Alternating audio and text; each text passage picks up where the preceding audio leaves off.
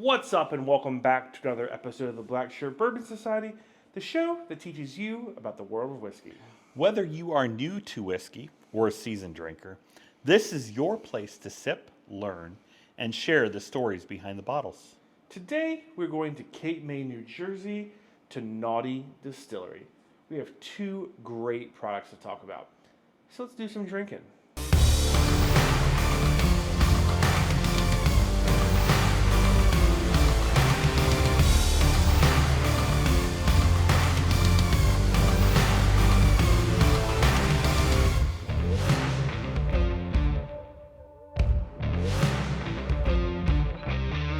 Nauti Spirits, a true farm-to-bottle operation, is also one of New Jersey's largest distilleries, with two massive all-copper pot stills and a column still. So I got to meet Veronica, the master distiller, which was really cool. Tommy, their marketing guy, introduced me to her, and we walked through the distillery itself. We actually thieved a barrel, which was really neat, something that we don't get to do very often. And actually, one of these bottles came from her private collection because they were not actually producing it at the time. So, kind of cool to get that a little bit. Nice. But so they're located on a very rural 60-acre farm, coastal farm, that sits between the Atlantic Ocean and the Delaware Bay. So, would you call that rule like bucolic? Yeah, sure. If we're going to use the word of the day, and we'll put this down here, bucolic. That comes from their website, by the way.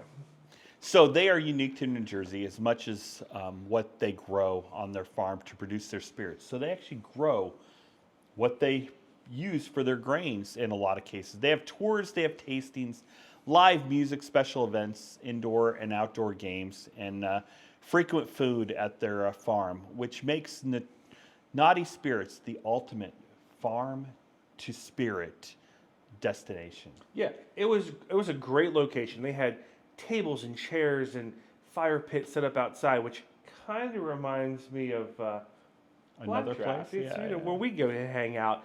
But it was they have a great tasting bar.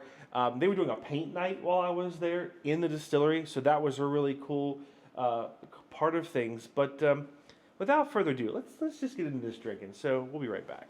So first up is their Kestrel Bourbon Whiskey, which, okay, stay with me here for a minute.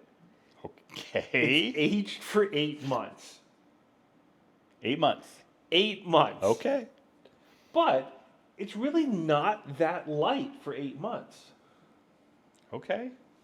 It's pale gold. Yeah. Mm-hmm. Okay. So 86 proof. Yeah. Okay. Mm-hmm. Let's take a look at the legs. Pretty short legs, Pretty not short legs. unexpected. Yeah. Very sweet. It is very sweet. I will give you that. I get some butterscotch. I get the oak. Mm-hmm. I get the corn. Mm-hmm. Okay. All right, ready? 8 months. 8 months.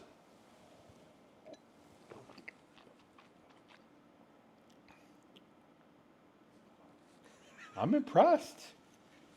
Me too. That is smooth. That's smooth. So they do smaller barrels, which, okay, we've had this conversation We before. have had this Is conversation. that bullshit? But if this comes in 8 months in a smaller barrel, then I think we can say myth busted. I would say this is the first one where I could say that I believe that. Yes.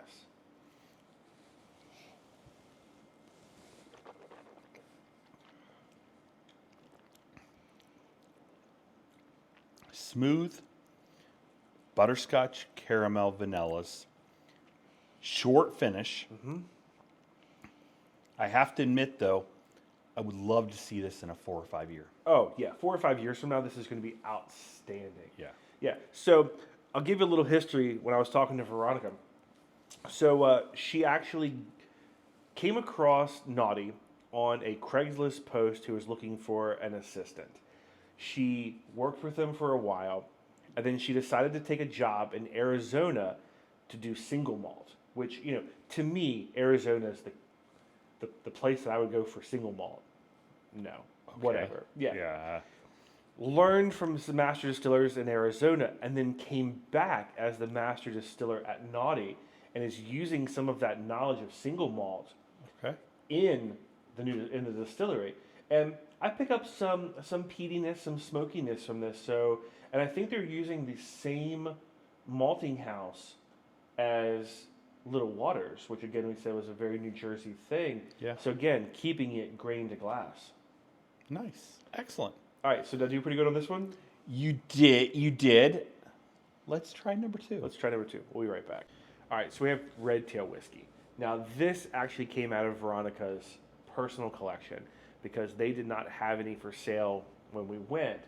And I was so intrigued by this one that she went and got this for me. Nice. Now, this one is aged even longer, 10 months. Okay, 10 months. So this is antique. This is pretty much antique at this point. Okay. But 5-gallon repurposed bourbon barrels. So this is whiskey distilled from a bourbon mash. It is 86 proof. You know, for 10 months, it's burned amber, Yeah. which is very surprising. Still short on the legs, though. Yeah. So some caramel, some vanilla. And I almost get like some cedar. There's some slightly floral to it. Okay, so I will give you the cedar. All right. Maybe even a little bit of cocoa. Maybe. Maybe.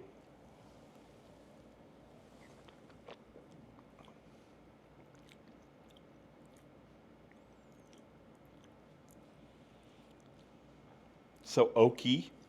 Yes. I get a little bit of cinnamon. Mm-hmm. A little bit of smokiness. A little smokiness. Mm-hmm. Not as sweet. No, definitely not as sweet.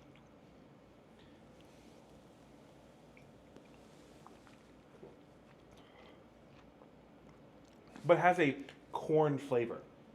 Very corn forward. Just not super sweet. It does.